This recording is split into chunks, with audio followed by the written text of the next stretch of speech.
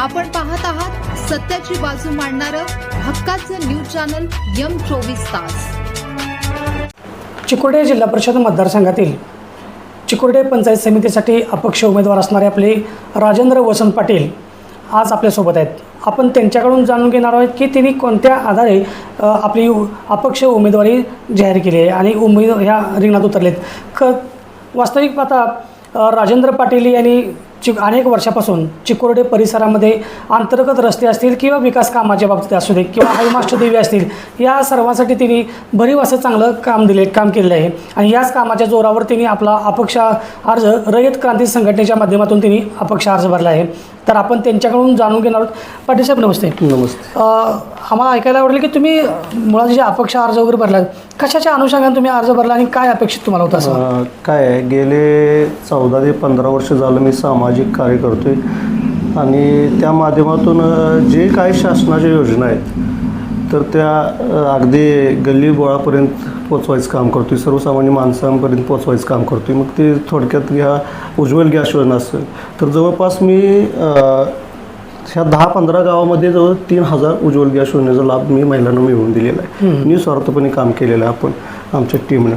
त्यानंतर संजय गांधी निराधार योजना असेल, श्रावण बाळ योजना असेल, तेही काम आपण करून देतोय आणि काय शासनाच्या ज्या मदतीचं काय तुम्ही जे आता हे काम करतो म्हणता, हे काम करता तुम्हाला काय राजकीय वारसा तुमचा की नाही आता आमचं कुटुंब बघितलं तर तसं पूर्ण शेतकरी कुटुंब आहे। त्यातूनच मी हे काम करायची एक ओढ लागली, त्या ओढीतून मी हे पुढे सरकत गेलो आणि सामाजिक कार्य करत असताना सागर खोत आमचे मित्र, त्यांच्या माध्यमातून मला रयत क्रांती संघटनेचं वाळवा तालुका उपाध्यक्ष पदावर काम करण्याची संधी मिळाली। त्यानंतर काम बघून मला सदाभाऊंनी जिल्हा उपाध्यक्ष पद दिलं।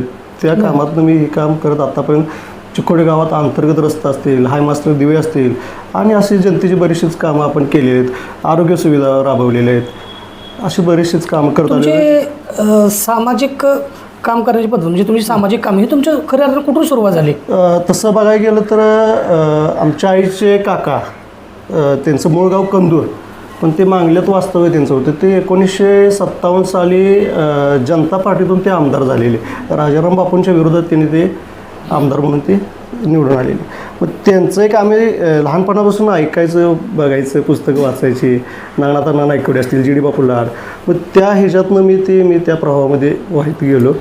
पण तुम्ही सामाजिक काम करत असताना तुम्हाला राजकारणातच यावं असं का वाटलं तुम्हाला? म्हणजे काय सामाजिक काम करत असताना राजकारणात यावं वाटलं म्हणजे राजकारणात आल्याशिवाय शेवटी आपण तसं पुढं जिल्हा परिषद असेल, पंचायत समिती असेल, हे असं थोडं आपलं नाव पण होणार नाही आणि शेवटी संघटना बांधायची आपल्याला। बरं त्यामध्ये बरीचशीच कामं करायचे। त्यासाठी तुमचं शिक्षण काय आता? शिक्षण आपण 12वी सिव्हिल डिप्लोमा केलेलं आहे। बरं, 12वीतून सिव्हिल डिप्लोमा म्हणजे तुम्ही एक सिव्हिल इंजिनिअरिंगमध्ये। मग ते क्षेत्र सोडून तुम्ही सामाजिक आणि राजकीय म्हणजे कसं? सगळ्यात मोठं आनंद काय वाटतो की एखाद्या म्हणजे सर्वसामान्य जनतेतल्या लोकांना आज तहसीलदार ऑफिसला असेल तर काही काम असेल तर हजारो हेल्पट घालायला लागतात। बरं, एकदा अर्ज दिला की महिना 3-3 महिने, एक वर्षभर पण पडलेला असतो। मग अशा लोकांची कामं होत्या तर आपल्याकडे त्यांचा आशीर्वाद भेटतो, 4 लोक आपल्याला संबंधित भेटतात। मग तुमच्या माध्यमातून आतापर्यंत या चिकोडी गावामध्ये अशी कोणती कामं प्रामुख्याने केलेली तुम्ही? अंतर्गत रस्ते, पेट्रोल पंप चिकोड्यातला, ते अरुण पाटलांची विहीर, तिथं डांबरीकरण केलेलं आहे, मुरमीकरण डांबरीकरण। ताराईनगर म्हणून आहे, तिथं मुरमीकरण खडीकरण केलेलं आहे। बोरगावकर चिखली गली आहे, तिथं RCC काँक्रिटीकरण केलेलं आहे आणि महादेव मंदिराच्या समोर एक हायमास्टर दिवा आणि जयभवान चौक चिकोड्यातला, तिथे एक हायमास्टर दिवा लावलेला आहे आपण। असे काम केलेलं आहे। चिकोडे असेल डोंगरवाडीला पण हनुमान मंदिराच्या बाहेर, म्हणजे असे आसपास गावात पंचकृषीतली गावातने आपण हायमास्टर दिवे वगैरे। आता तुम्ही इलेक्शनमध्ये उतरलाय, तुमचा प्रचारही चांगल्या पद्धतीने चालू आहे, तर भविष्यामध्ये या चिकोडे गावातील शेतकरी असतील किंवा यांच्यामधून पंचायत समितीच्या माध्यमातून जे काही निधी मिळवून देण्यासाठी किंवा अशा काही तुमच्याकडे योजना तुम्ही काय? पंचायत समितीमार्फत आपण शेती पंप असतील, गिरण असेल, शिलाई मशीन असतील, असे काय असे बऱ्याच अनेक योजना आहेत, त्या आपण ग्राउंडला आपण चांगल्या पद्धतीने काम करून त्यांचा लाभ देऊ। तुम्ही प्रचाराला वगैरे जाता तर तुमच्या प्रचारामधील प्रमुख असे मुद्दे कोणते? तुम्ही कोणत्या मुद्द्यावर तुम्ही ही निवडणूक लढवणार आहे सध्या? आत्ता आपल्याला एकच आहे की गावचा विकास सर्वांगी। मग काही ठिकाणी अजून RCC गटर होणे गरजेचं आहे, रस्ते गरजेचे आहेत, लाईटचे दिवे गरजेचे आहेत. अशा पद्धतीनं आपण काम करणार आहे. काही ठिकाणी धार्मिक मंदिर आहेत जुनी पुरातन काळातील, ते पण होणे गरजेचं आहे. बरं, मग या अनुषंगानं काय म्हणजे जे कामकाज म्हणजे चालू ठेवल्या पद्धती म्हणजे कसं आहे काय? हो, आपण ते करणार, 100% करणार. आपण प्रयत्न करणार, करत राहिलो आहे, ह्यापुढेही करत राहणार. बरं, पण मतदानाच्या पुढे तुम्ही आता जे ज्याला जाता प्रचाराच्या वेळेला अनेक प्रश्न विचारत असताल किंवा काहीतरी विषय, याच्यात महत्त्वाचा तुम्ही असं एक बेस तरुणांच्यासाठी आता तरुण शैक्षणिक असेल, आरोग्य असेल, हे काय योजना तुमच्याकडे त्याची काय? आरोग्याची आपण तशी बरीचशीच लोकांचं 5-5 लाखापर्यंत 5 लाखापर्यंत आपण ऑपरेशन वगैरे मोफत करून दिलेले आहेत. आणि आता कालच आम्ही आता चिकोडीत प्रचार चालू केला, तर बरेचसेच महिला मला आता आज येऊन भेटले की आम्हाला उज्ज्वल योजनेचा आम्हाला लाभ द्या, किंवा एवढ्या वर्षी मी काम करतोय की असं झालं की श्रावणबाळ योजनेचा पण लाभ अजून बऱ्याच जणांना द्यायचा आहे. बरं, म्हणजे अशी लोक हे संपर्कात असल्यामुळे, आता संपर्क चालू झाल्यामुळे ते पण कळलं की आपल्याला यांना अजून आपण इथं पोहोचायला लागतंय, त्यांचं काम करायला लागतं. म्हणजे एकंदरीत तुम्ही सामाजिक कार्याबरोबर तुम्ही शासनाचे लाभ लोकांच्यापर्यंत मिळवून देण्याचं तुम्ही काम करता, आणि त्या जोरावरच तुम्ही आपलं आता सध्या इलेक्शन काय सांगाल? तुम्हाला एक मला एक असा प्रश्न करायचा आहे की लोकांनी तुम्हाला निवडून का द्यावं, असं म्हणजे काय वाटतं द्यावं मला? माझ्याकडे बघताना लोकांनी, एक मी सर्वसामान्य कुटुंबातला शेतकऱ्याचा मुलगा आहे आणि गेली 15 वर्ष झालं मी सामाजिक आणि राजकीय दोन्ही क्षेत्रामध्ये काम अतिशय प्रामाणिक निस्वार्थपणे केलेलं आहे.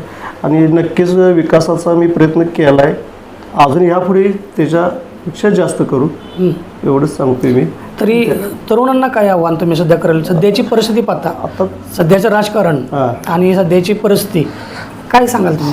तसं बघायला गेलं तर आत्ता यंगमधली जनरेशनमधली तरुण राजकारणापासून थोडे अलिप्तच आहेत. ते राजकारण जिल्हा परिषद, पंचायत समिती, ग्रामपंचायतच्या वेळीच एकरूप होत्या.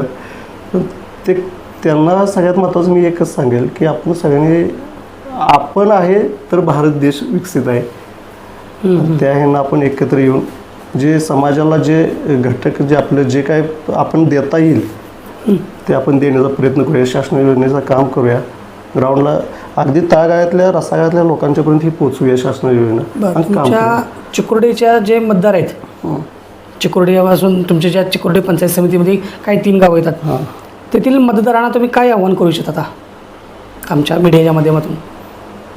नाही, आता मी आव्हान एवढंच करू शकतो की मी आता डायरेक्ट सांगतो की माझं नारळ चिन्ह आहे आणि मला एकदा सर्वांनी संधी देऊन बघावी.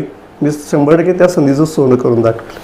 तर नक्कीच पाटील साहेब तुमच्या कामाचं लेखाजोखा मतदार बंधू भगिनी सगळे तुमच्या जाणतील आणि तुम्हाला नक्कीच मदत करतील. कारण तुम्ही मागील काय 5-7 वर्षापासून जे तुम्ही रयत क्रांती संघटनेच्या माध्यमातून असेल किंवा तुमच्या सामाजिक कार्याच्या माध्यमातून जे ग्रामस्थांसाठी किंवा या पंचक्रोशीतील गावासाठी जे काही तुम्ही मदत करताय ह्याचा नक्कीच त्यांच्याकडे लेखाजोखा असेल. आणि तुम्ही जे आमच्या खूप छान प्रश्नाचे काही उत्तर दिलीत त्याबद्दल खूप खूप धन्यवाद. आणि नक्कीच तुमचा विजय हो अशी पण आम्ही एक प्रार्थना करतो आणि एक अपेक्षा व्यक्त करतो. धन्यवाद.